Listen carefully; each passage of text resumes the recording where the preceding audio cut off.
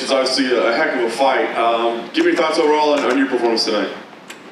I thought I really displayed my takedowns really well, and my ground and pound. I was really going for one of those submissions. You know, I really, especially out here in Abu Dhabi, where I know, like, you know, jiu-jitsu is so popular, and it just would have been a great place to get one of those finishes. But overall, I'm pretty happy with my performance. Clearly, you took some damage along the way as well. Yeah, were you concerned at all that, like, if this thing closes up, or, you know, blood, it might be called, it might be taken out of your hands? You know what? I've never really been cut like this before. It didn't really like cross my mind until the ref was like, hey, you know, hey doctor, come take a look at this. I was like, no, please no. You know, and you know, fortunately we were able to keep quiet, but I was getting blood in my eye, and you know, I saw the blood pouring out. I was like let me strategically like put this on her. Like, I don't know. It's kind of crazy when you're in there. Like, you know, I know a lot of people when they see blood, it kind of like freaks them out, but.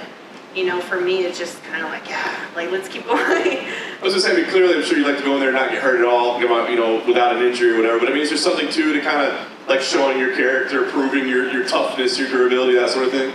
Yeah, I mean, man, I've been in this sport a long time, and I've been, you know, I've been hurt, I've been beaten up, I've been put in a lot of bad spots. But you know, I think it's those spots that kind of show your heart and show your durability in the sport. Can you be put in those tough spots and keep coming and keep coming? And that's what I felt that I've proved over my career. Yeah. Last thing for me, you kind of touched on in your post-fight. You said, look, I've already been through all these names. You know, when they asked where you were, like, do you feel like, hey, it's time to give me some respect, like put some respect back that people don't realize, like, what you have accomplished or where you have been?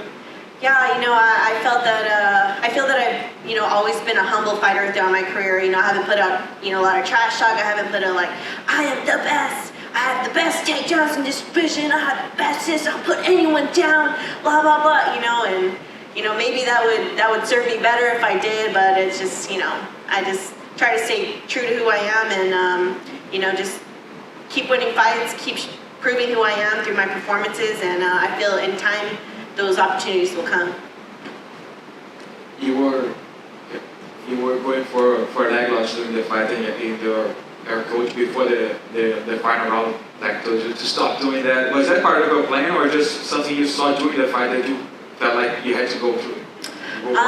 You know, like I've been working on them this last camp, and you know, I really felt I felt relatively confident in them and in my jiu-jitsu. So, like I said, especially out here in Abu Dhabi, it's, you know, I really wanted to put out a finish, and you know, like decision after decision, I want to come out here and finish fights. And you know, my coaches felt that it was the smarter thing to do to keep the position, because there wasn't, you know, they didn't feel that she had the ability to get out of those positions. So I was gonna just kind of like ride an easy win, you know, type of, not easy, you know, like, but you know, like for me, I want to start taking chances. I want to start getting finishes, and you know, that's why I didn't go for it in the last round, because they advised me against it. But you know. Yeah, like I said, I want to start going for those finishes in my fights. What was going through your mind when Joe Martinez started reading the scorecards and it was a split decision? Oh my gosh, I freaked out. I had like a mini heart attack for a second there. I felt I definitely did enough to win, and more than enough. And you know, that split decision, you never want to hear that when you're waiting for the decision.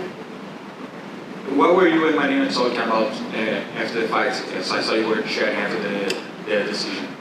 I think we were just both kind of giving respect to each other, and you know, for the fight. And then she told me, she was like, "Hey, you know, title fight next. It's gonna be you. It's gonna be you." And you know, she's like, "Later."